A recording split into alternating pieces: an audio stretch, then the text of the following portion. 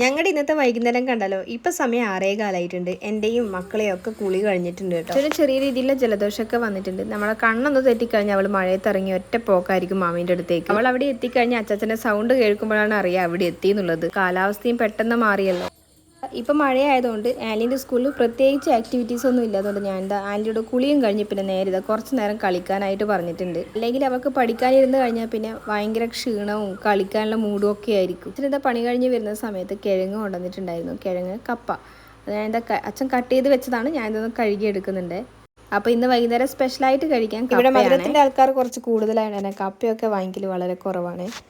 പിന്നെ ചില സമയത്ത് ഇതുപോലൊരു പൂതിക്കങ്ങ് വാങ്ങിക്കും. ഇതുപോലെ പച്ചക്കപ്പ കഴിക്കാൻ എനിക്ക് ഭയങ്കര ഇഷ്ടമാണ്. പക്ഷേ എങ്കിലുണ്ടല്ലോ കപ്പ പച്ചക്ക കഴിക്കുന്നത് വളരെ മോശമാണെന്ന് പറയുന്നതും കേട്ടിട്ടുണ്ട്. ഇപ്പോൾ ഉണ്ടാക്കുന്നത് ഞാൻ ഡീറ്റെയിൽ ആയിട്ട് വീഡിയോ ഇട്ടിട്ടില്ല. പിന്നെ നമ്മുടെ കപ്പ ഇതാ റെഡി ആയിട്ടുണ്ട്. ഭക്ഷണമൊക്കെ കഴിച്ച് ആൻലിക്കുട്ടി പഠിക്കാനിരുന്നിട്ടുണ്ട്. ഇന്നത്തെ വീഡിയോ ഇഷ്ടപ്പെട്ടാൽ ലൈക്ക് ചെയ്യാൻ മറക്കല്ലേ.